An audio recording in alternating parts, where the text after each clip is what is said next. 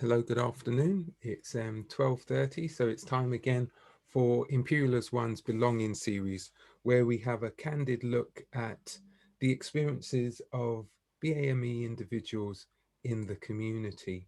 And this week, I'm so excited about having this conversation with Medina Wayne. Um, known her for a few years, and I know she's doing some great stuff. So Medina is a postgraduate researcher in the Department of Life Sciences at Imperial College, and she's going to tell us a bit about her journey and her sense of belonging. So, Medina, as you know, each week we start off with that first question of, can you tell me a little bit about um, growing up, where you developed your sense of belonging, some of your experiences which could help the audience to understand how you've developed your sense of belonging. Yeah, sure. Thanks firstly for having me on today. I'm really excited to have this conversation. And I guess to start with, I guess I'll share kind of a story that I've had throughout my life. It's that question of like, oh, where did you grow up? Where are you from? Often when you're meeting new people, Mm, especially if you're in an environment that's like very diverse or like people from different countries, different backgrounds. Like for example, at Imperial, that's a question that you'll be faced with quite a lot. And for me, it's like I kind of have this ongoing joke with like my brothers, for example, that like we never really know how to answer that question. So I was born in France, and I moved to the UK when I was quite young, when I was about 5 or 6. So I grew up in the UK, but I was born in France, and my family is from Senegal and Madagascar, and I've kind of got family kind of spread out throughout the world. So yeah. when someone asks me, where are you from, or like where did you grow up, or like where's your family from, etc., etc., it's always like, which one of like four places do I pick? Do I give them the whole backstory? Do I kind of summarize it to make it quicker? So I think for me that's like a really key part of my identity and how I've developed my sense of belonging is having ties to so many different cultures and places and people. Um, and yeah, I guess that's like carried with me throughout like my early childhood from like when I moved to the UK and then when I've moved into different environments like when I started uni as well. So tell me, that's really interesting to hear about the fact that you're kind of like a citizen of everywhere. Well, not quite everywhere, but Yeah. you've got a number of places where you can say that that's where I've started. That's part of my origin. It's part of who I am. So do you remember much about your early childhood in France and then the transition here to the UK? How was that for you? I know you were quite young, but what was that like for you? Yeah. So it's funny because I always say that, or I have a theory, it hasn't been tested obviously, but I have a theory that because I moved at a young age, because that Mhm. was such a big transition in environment in language, that I have a better memory of my early childhood than some people might have. So I remember because I can really easily um, I know if a memory was based in France or if it was based in the UK because it's such a clear distinction. So I Yeah. can remember things when I was like 5 or 4, whatever, quite clearly. Um, and yeah, I think when I moved from France to the UK, I was pretty excited as a child. I didn't really think like I wasn't too worried. I was like looking forward to this new environment. So that was kind of like a exciting journey for me. Um, Obviously, learning a new language, I started in uh like an English speaking state school Hmm. straight away. So it was a lot of like, having to learn on the job. I still remember my like first day of school, and I got into the classroom and the teacher was telling me something and I had no idea what she was talking about. So I just like looked at her blankly, and turns out I'd like cut my finger and started bleeding. But I think very quickly I must have picked up English very quickly because I don't remember being confused about language for too long. So Hmm. very soon afterwards, I think I was comfortable with English. So that's interesting to know about that idea about language development and how quickly you made that transition in those if you can remember back then in those early days. Did you feel that you were different from the other children? Did the children make you feel any different to did you develop strong friendships? What happened in those first few years or so? Um, so I don't remember too much of, obviously there was the language thing, Yeah. and I do remember when I started in the school at like 5 or 6, I didn't have any friends because I was completely student. Mhm. Some of the other kids had like gone to nursery together and stuff like that, so they already had that kind of friendship groups. I remember being like taken under the wing of like a few older students. Yeah. But I don't, that's really like a kind of really quick memory. And I think I made friends pretty quickly after that. So even if I did have some, um, even if I was still learning the language, I feel like one of my best friends now, I met her when I started school in the UK, and we're still friends now. So I think I was able to make some pretty good, yeah, connections at that stage. Brilliant. So going then through your primary school into your secondary school, your transition from one school to another, from one school to another, where did you get your sense of belong? What did your parent, how did your parent, I suppose a question I should ask, how did your parents prepare you for these transitions? And how did that help to develop your sense of belonging as such? Yeah, that's a good question. I think they did try and anticipate some of the challenges that we might face moving from like one country to another and like from one language to another, for example. So I do remember like, just the basics. They bought us like, English books so we could kind of practice and learn from that at home. Um, I think we also attended like, this is all these like really early memories that kind of come back to me. I think we attended some kind of like special program where you'd go on like outings on weekends or something with other, um, I think especially other like European students that had moved to the UK. So kind of things like that to help us transition. I mean, by the time I went to secondary school, I was like, fully immersed. I'd been in the UK for like 5 years, I guess. So like it was, I transitioned over with my other friends from primary school who moved into secondary school. So there wasn't really a big transition then. The schools were also really close to each other, primary and secondary school. Yeah.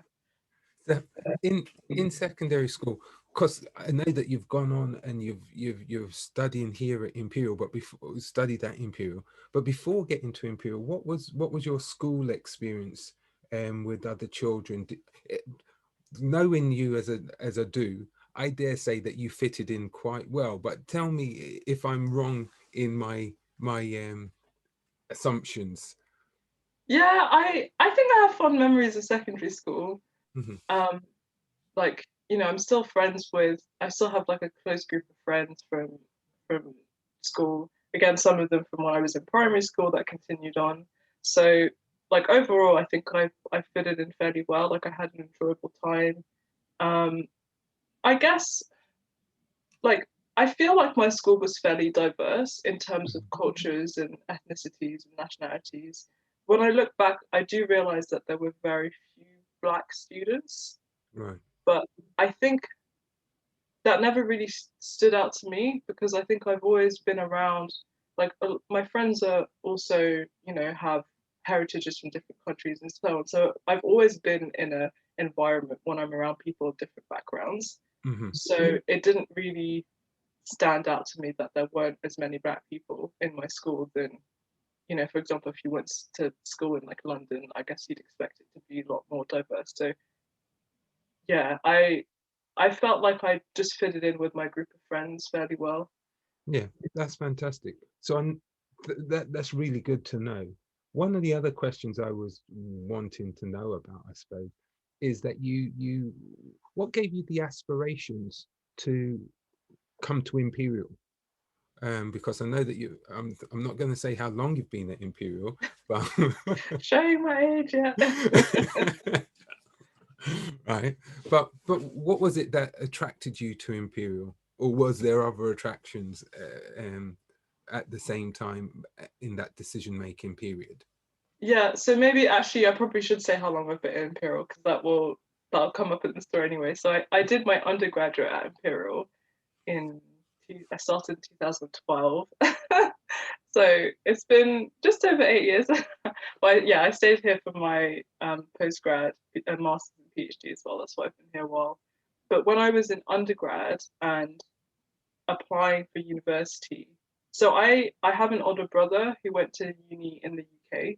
Hmm. So by the time I applied, my parents and obviously my older brother already had a little bit of an understanding of like the application process system and like the UK university system. Um, they didn't go to university in the UK, so it wasn't like they had that direct experience. Um, but in terms of why I was drawn and chose Imperial, I mean, I applied for like science subjects because yeah, I decided that's what I like, that's what I wanted to do at least for my degree, and I did apply to Cambridge, as many Imperial students applied to Oxford and Cambridge. And after like several rounds of interviews, I didn't get in eventually, but I got into a few other options. And I actually really wanted to go to London. Ultimately, I kind of, obviously, the university itself was important, but I'd always really loved London. Um, like from when I was young, I think just like the the fact that there was so much going on in the city. Um, so that was definitely one thing that drew me to Imperial, and also just like honestly at that stage, I didn't know a huge amount about how to choose unis, and a lot of it just came down to like reputation and if I knew it was like a if it was good for the sciences, obviously it had a lot of research going on and stuff like that. But I do think a lot of people when they're 18 we're not always given like all the tools we need to make an informed decision about what uni would fit best for us. Hmm. And especially if you're someone who's thought of as like being quite academic, Hmm. I feel like you're often just told to like look at league tables and stuff like that. But we know that they don't really mean that much, the league Yeah. tables, and like it doesn't cover a lot of the like teaching aspects or maybe the social aspects. So yeah, I feel like I made the right choice, but I probably wasn't as informed as I should have been.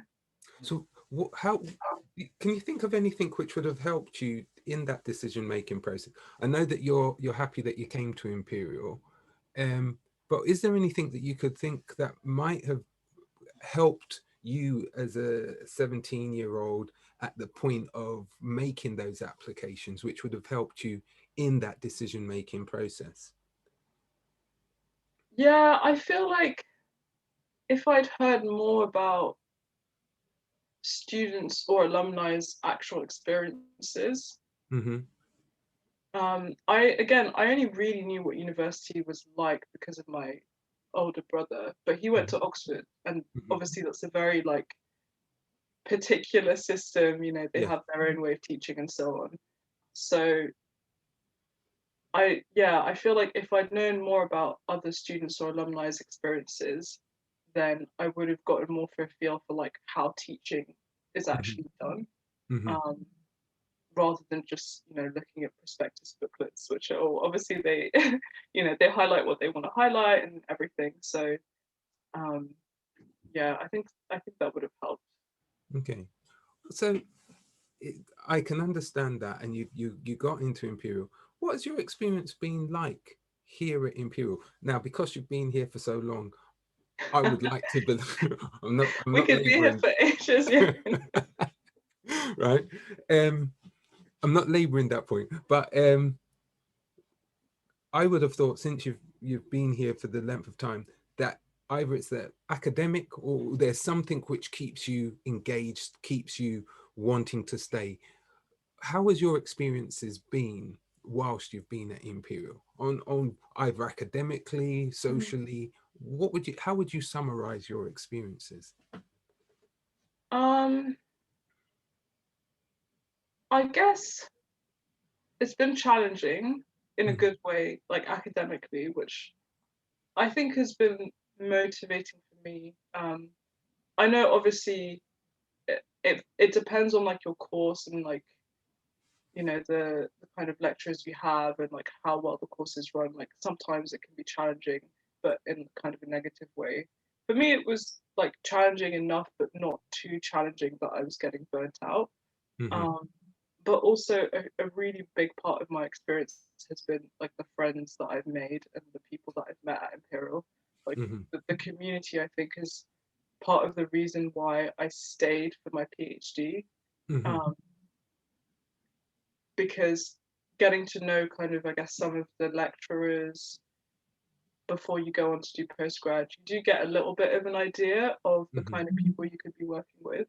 Hmm. And in terms of my peers, I'd done so many like activities, student societies and things like that, and made a lot of friends in halls and things like that. So I felt like I was welcomed by the people around me. Um, and also the fact that there was so much like kind of student activities going on, I felt like I wasn't stuck, even though Imperial is obviously like a STEM university. I Yeah. felt like I wasn't constrained to just doing science all the time, Yeah. which is a really big, really important for me because I have a lot of other interests. So still being able to do that meant that, yeah, kind of encouraged me to stay in this environment. So tell me something, because you mentioned the fact that it wasn't just about, there was an academic challenge, yes, but you felt that you fitted in, or fitted in is the wrong word, but you felt comfortable in the environment, and also the fact that you used societies. What kind of societies have you been involved with, and how have they helped in your overall development and your sense of belonging and identity? So when I was in my undergraduate, there were kind of like two main societies I was involved with. One was the Netball Society, which I played netball. I wasn't I wasn't very good. I was always on the like, you know, kind of social team where you just kind of play for fun and like no one cares about winning. But um, I was in it for a good few years and it was a lot of fun. And I've always liked team sports. I've never really gone for like individual sports or like going to the gym doesn't really appeal to me. But Hmm. being able to play something as a team in a kind of social way was, I think, really it was great to like meet people outside of your course to like build those kind of bonds with people across years. And the other society that I was involved with for a long time, all the way through my PhD as well, was the Cinema Society, where I don't know if people know. Sometimes people know about us really well, and other times they don't. But basically, there's a student-run cinema, with proper like um, big screen projection and so on, in the student union, and that was actually probably one of my favorite things to be part of. It was really like all hands on deck. And obviously, I'd never run a cinema when I was in school before. So it was like getting involved in a completely new experience and just having to almost like a startup environment where you just figure stuff out together all the time and you're always learning something new. Um, I think that built my confidence a lot because I was having to do things I'd never really thought I'd be doing or thought I'd be any good at. Hmm. Um, so it made me believe that, yeah, I could kind of try new things. And I think that was even important for like my research because when you're figuring stuff out, in a student society, actually those same skills you end up using in your research when you're having to like sort out a problem in the lab or, figure out some creative new way of doing something. That's fantastic. The cinema. What was it that attracted you about the Cinema Society? Of course, I know I like to go to the cinema to watch some movies, but I'm suspecting that it's not just about watching the movies. There's a lot of organization which goes into the background. So, what was it about the Cinema Society that attracted you? Yeah, I was the same as you, Wade, to be honest. Like when I joined Imperial as an undergraduate, like before you join, there's always like, you can look up the different societies. I was like, oh, I love going to the cinema. I used to go with friends loads.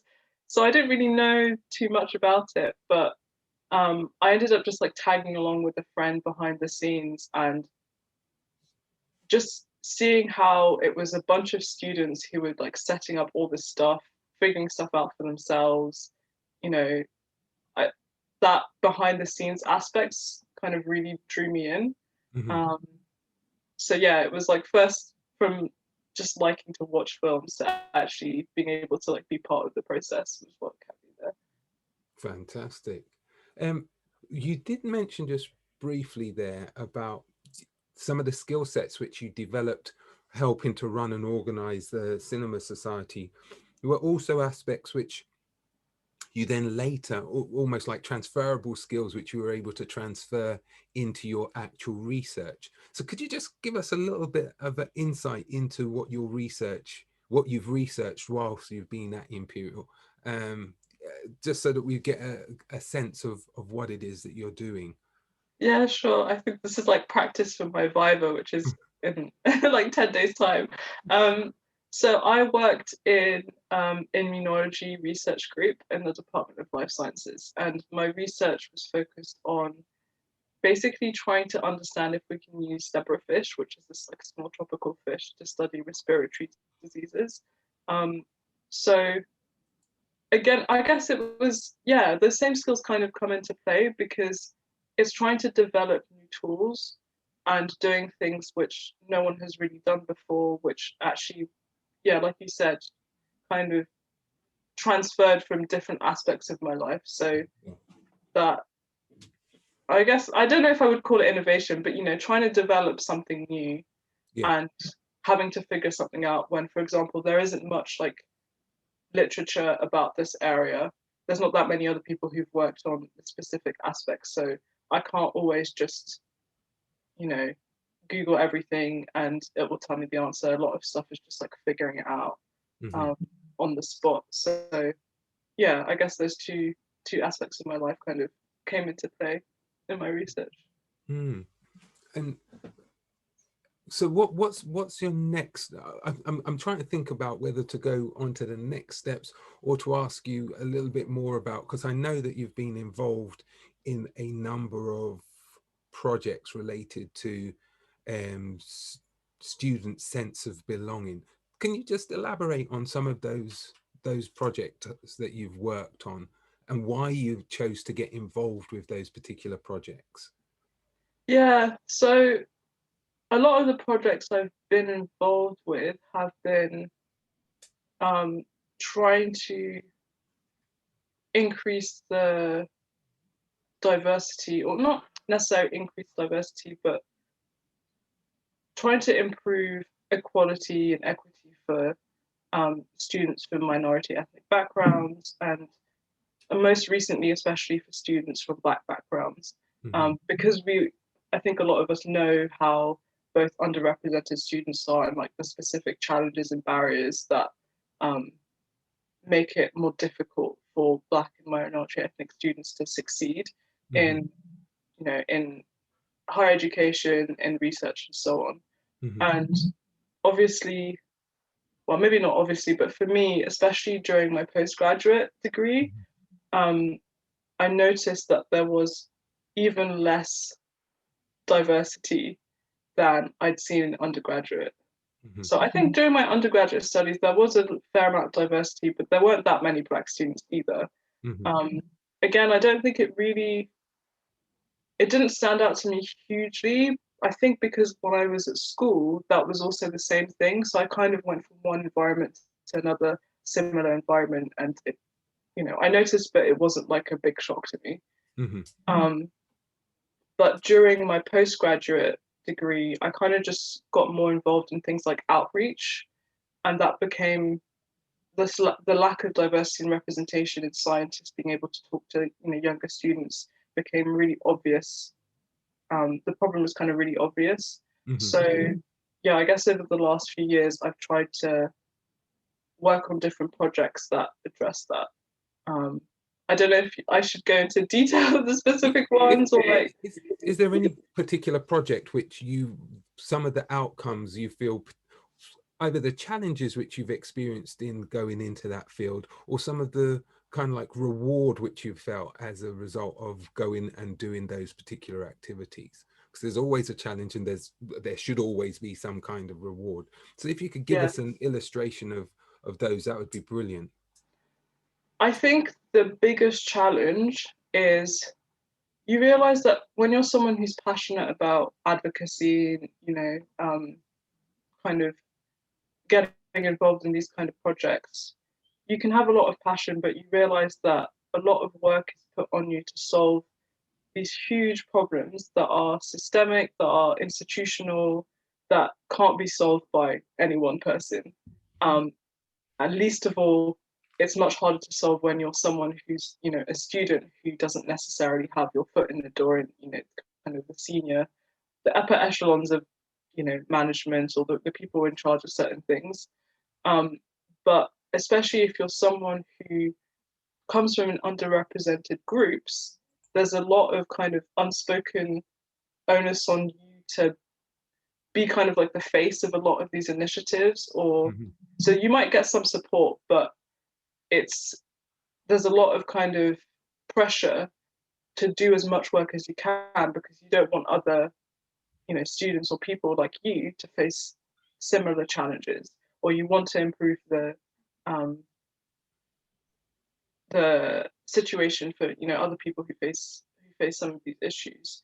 So trying to balance that with like all the other work that you've got going on. And I think it's not just students. I know, like, obviously for a lot of staff as well, it's the same issue. You get invited to a lot of things that you feel like you have to say yes to, because obviously they're going to benefit a lot of people, but also that puts a lot of burden on you. So I think that's been one of the challenges, feeling like I don't have to do everything, Mm-hmm. even if people are kind of asking things of me. Mm-hmm.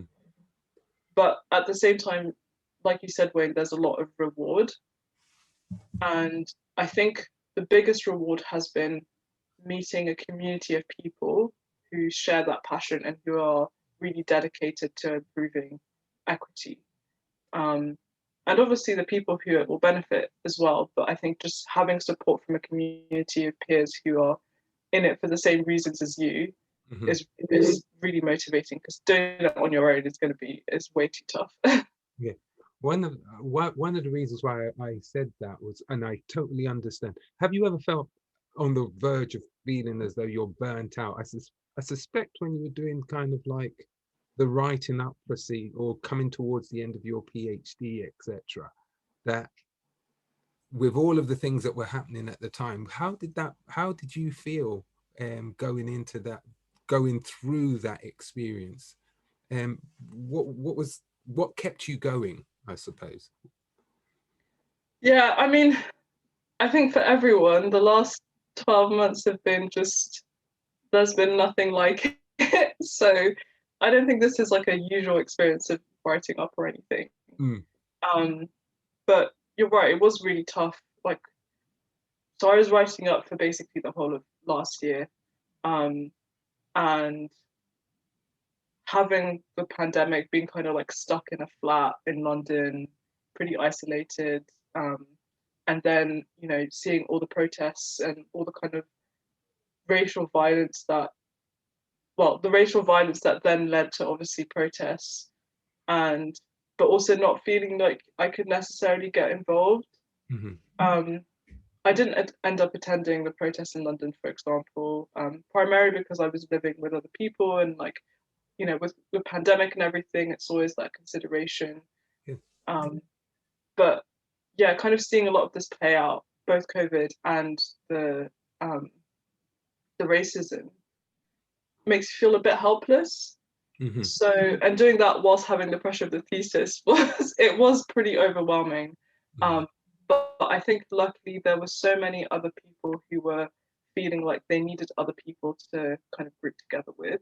Mm-hmm. And I'm really lucky that, so one of the PhD students at Imperial, Deshane Murray, he set up a collective for like Afro Caribbean PhD students a while back, but um, more recently, a kind of offshoot of that has been a group for West African PhD students. And through that, again, I've been able to find this kind of new community who's been able to be just like amazingly supportive and supportive of each other. Hmm. Um, even just having a group of people to talk to who will understand the kind of things that you're going through, where you don't have to explain why you're feeling a certain way, Hmm. has been, yeah, that's been, I really don't know what I would have done if I hadn't had this group of people. It would have been a lot harder.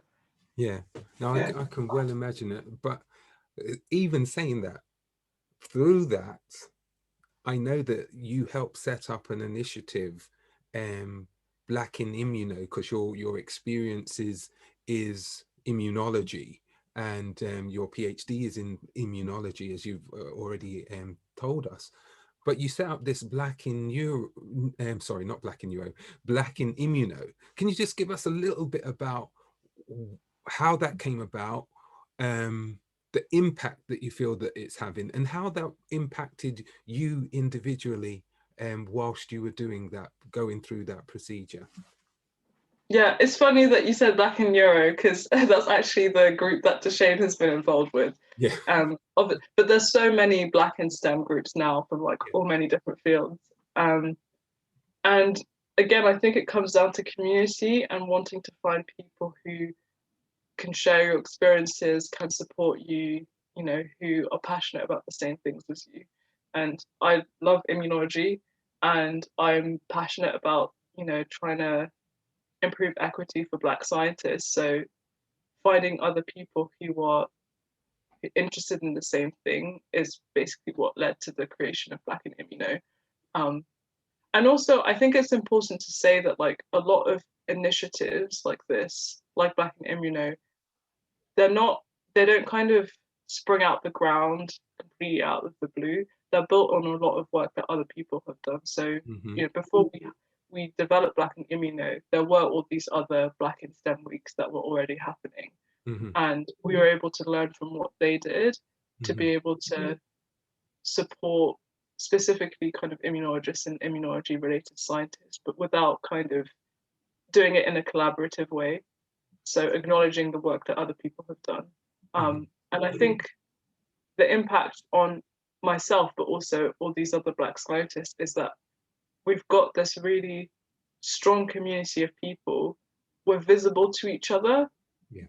And when you are a Black scientist in countries where Black scientists are underrepresented, because obviously in Africa that's kind of a different dynamic, Hmm. um, you so rarely see other people like you in your place of work, in your department, or even in your institution. So being able to be visible to each other using, the internet and so on has been absolutely amazing.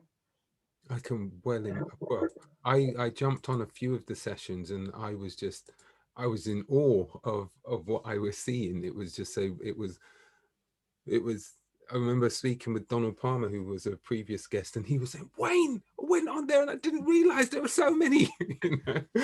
I think, yeah, everyone always like, that's the thing, it's just the shock that there's so many. It was, for me, it's that recognition that actually, although sometimes they say that, oh, we can't find anyone, we can't, and I'm thinking, wait, have you not been to Specsavers? Are you not looking? No, well, that's the thing. A lot of people or groups or whatever that do say, oh, we can't find these people, is because that's not a priority for them. Yeah. So they don't like we. So it was tricky for us to find like a range of speakers and so on, but we did find them because we spent the time to specifically look for them. Mm-hmm. So actually, it just, I think it's more a case of effort than, obviously there's fewer, but they are there, and Yeah. if you make the time and space for them, you can really kind of uplift them. Yeah, brilliant. I like that. Kind of like, seek and you will find, right? If you look for them, you will find them, right? And they Yeah. are doing some amazing stuff. Um, yeah, they are doing some amazing stuff. I'm just conscious of the time, and I know that normally our audience have questions. So if there are any questions that anyone would like to ask, now's your opportunity. Otherwise, I can carry on asking questions all day long. Um, I thought I saw a hand. William, your hand was raised. Hi, Medina. Thanks. Really interesting conversation. So let's go back to when you were talking about your family and your brothers, and I wonder whether like was that a sense of support for you, knowing they'd gone through the system, or was there a pressure that because they'd been successful, did it mean that then you had to be successful? Yeah, I mean, maybe this is like stereotypical, but it's definitely as a child of African parents, it's definitely the pressure to, education, education, education. But I do understand that, not just from like education is important, but also, especially if you're an immigrant from an immigrant family and you know the kind of how difficult it can be for families to even just like, make a living and so on. So I understand it from that side. Um, so there was a pressure of me doing well academically and going to a university that's considered, I guess, kind of like reputable. Um, I guess I'm lucky that I always enjoyed academic studies. So for me, it aligned well with my interests. But um, although my parents did want me to do medicine for a long time, so it was kind of that weird like the specific types of studies which are considered more kind of important or more valuable. Um, so there is that kind of pressure, which I obviously didn't end up doing medicine, and I don't plan on doing medicine. I think my parents have come around to that, so it's fine. But a doctor, but a different kind of doctor now. It's brilliant. No, I love that. Because I was going to go down that route and say, well, because you had said that you had applied to Cambridge. Um, and I thought, well, what so I'm going to be bad. Was Cambridge your first choice and the Imperial your second, third? Which one was it? Which way round was it? Or was it that, because you did say also that you had a passion to come to London as well. And as far as I know, Cambridge isn't in London. So Yeah, I definitely applied to Cambridge because it felt like I should. It was the kind of thing like, oh, if you're getting good grades, then you should like it's no question you should apply to Oxford or Cambridge. And I Mhm, grew up in Oxford, so I was like, I'm mhm, not going to apply to Oxford. So I applied to Cambridge, but I remember going on like a school tour there. Um, and me and my friend, we like kind of walked around the city and went to the different like open day stuff. But neither of us really liked the city. Again, I think partly because we grew up in Oxford and Cambridge is pretty small. So I applied, but I didn't really have a passion for going to Cambridge Uni itself. mhm. Um, so I mean, I guess a lot of people can say that in hindsight when they've not been able to get in, but I wasn't too disappointed to not have gotten in because, like you said, I really did want to go to London, and I'm glad I was able to Uh, because I don't think I would have turned Cambridge down if they'd given me an offer. I think the year that you would have been entering, if my memory doesn't serve me badly, I don't think they admitted more than 10 black students anyway that year. So Yeah, that doesn't surprise me, but so it would have been a bit of a hard task to get in anyhow. Um but that's good to know. Um I was just thinking as well, because have you I know you said it didn't really matter, but that whole idea of that underrepresentation, right? I know you said that you got used to it from when you were in secondary school, so it was almost became the norm. um do you think, I suppose, was there any impact? I suppose the question that I'm trying to ask, was there any impact that when you came to Imperial, because I know a number of black students, when they come to Imperial, and in their secondary schools and their experiences in secondary schools, they are kind of like in the top percentage in their year. Even though they're black, their academics is what shines through. Did you have anything when you came here? Because everybody at Imperial is, you know, did you get that sense of, well, actually people only really look at me now because I'm the one of the few black students here? Or or did that not really matter to you? No, again, it's like because of how I like the school that I went to, Hmm. having so few black students. Again, it was just the norm. So it didn't Hmm. it's not like it didn't have an impact. Like the not having many black peers around me from like childhood to kind of, all the way up until PhD.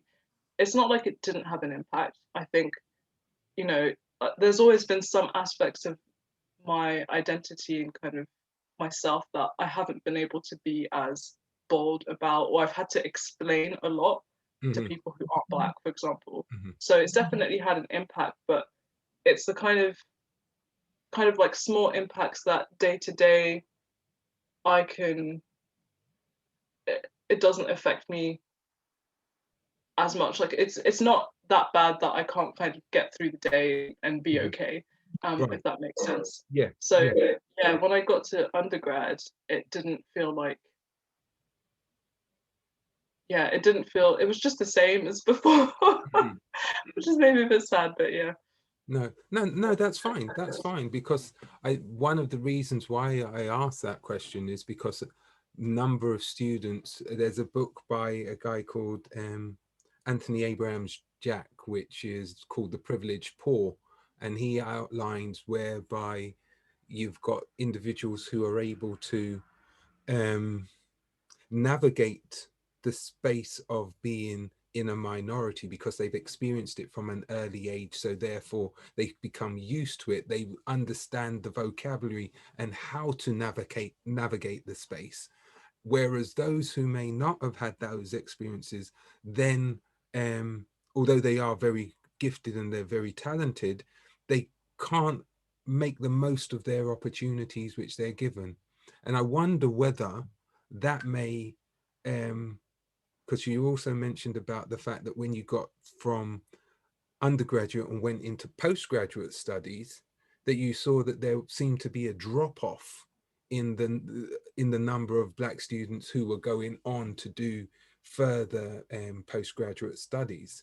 And I just wonder if that's part of the, or if you feel that that might be part of the reason. It depends on what your earlier experiences were and how you're then able to cope in those environments, whereas I it's think it that. makes a big difference, yeah. And I think it's both a positive and a negative. Like I've learned a lot in the last few years being able to kind of be with um speak to other students in the black community and Mhm. speak to other people who've had similar experiences or to myself. I think there's been a lot of like unlearning or a lot of stuff which is kind of normalized, Mhm. um, and realizing that, oh, actually, maybe some interactions I've had with people, like maybe some things that certain people said wasn't really okay, but Mhm. because again I'd been used to that for so long, Mhm. it didn't impact me as much.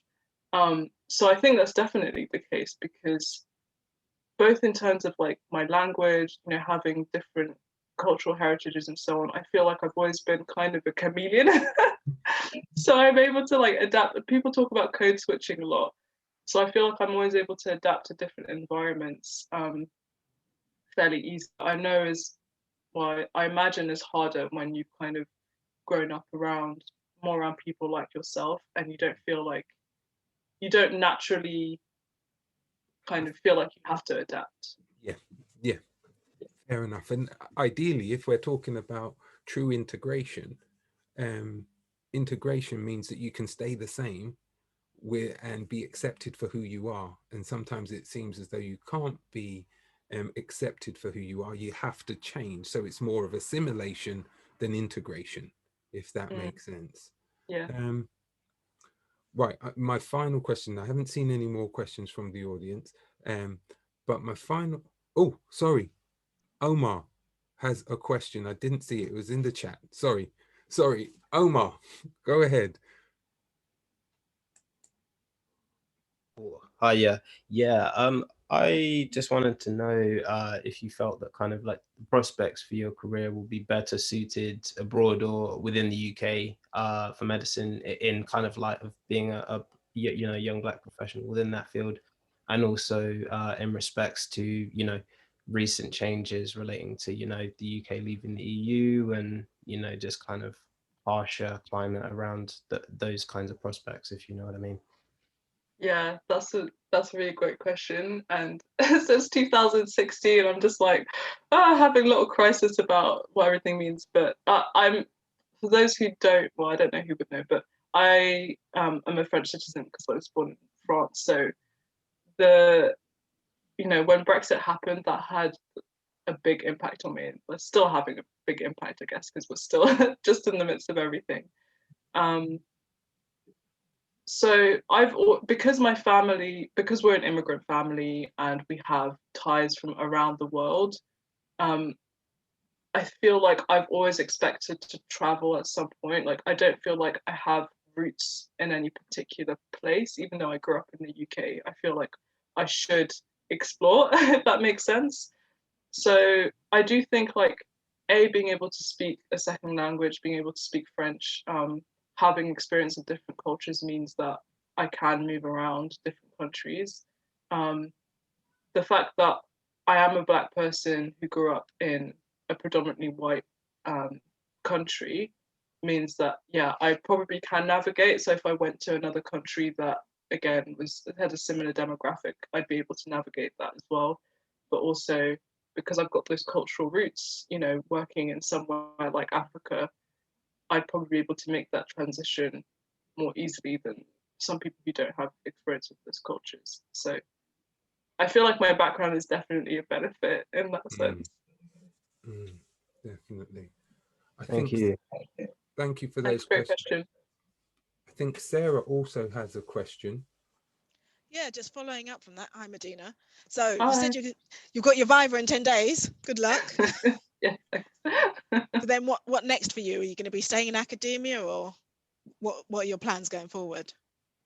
So I very recently accepted a job offer to work in as a research scientist, but in a biotech company. So I'm staying in immunology, but trying a slightly different side of research and seeing how that goes, what I can learn from that. So yeah, I am finally leaving Imperial after quite a while. So I thought I'd, fly the nest and experience something slightly different.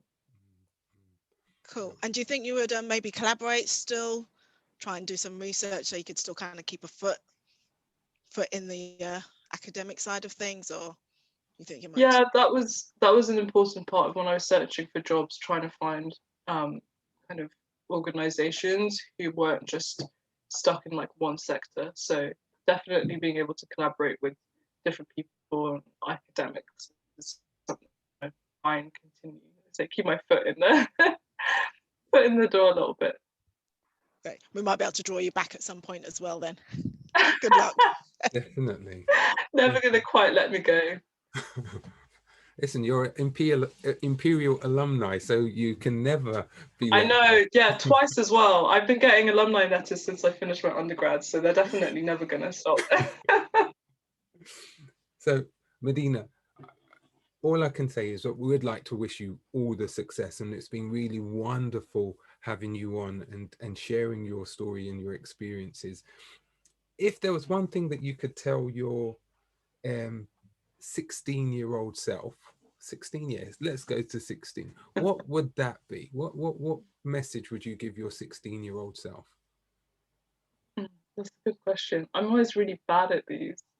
I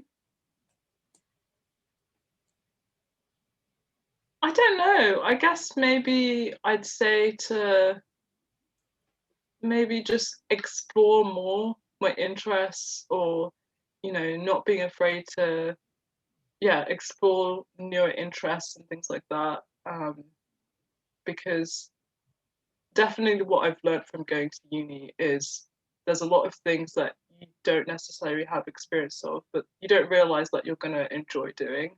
And like you won't know that until you try something. So yeah, I'd just tell 16-year-old Medina to be a bit more adventurous. That's one. Well, you're Maybe gonna my parents wouldn't like that advice, but I'd say go for it. Well, you're going to be starting a new adventure very soon, and as I said, we want to wish you the very best. And you know, we'll be in contact anyway. But I just Yeah, want for to know sure. that we've got your back. We are here for you no matter what. Okay. This is what I love about Imperial. It's a community. There are some great people here. So yeah, like I said, part of the reason why I stayed so long. Brilliant. Thank you. Right. So I'm going to just share our screen and say who's up next week. So next week we're going to have Lara Lamelli, who's also a postgraduate student, and she's the CEO of a creative tuition consultancy, and she's a EDI advisor, and she's been making some waves in Bristol and beyond. So it'll be really good to hear her story and sense of belonging and the things that she's doing as well. So if you haven't been able to see all of the Belonging series, you can see them on our YouTube site. So please tune in and catch up with the many videos now that we have on there, and Medina's will be there very soon. And you can just enjoy hearing the stories again. But until next week, have a good weekend, and I'll see you again next Friday on the Belonging series. Okay, take care. Thanks everyone for tuning in.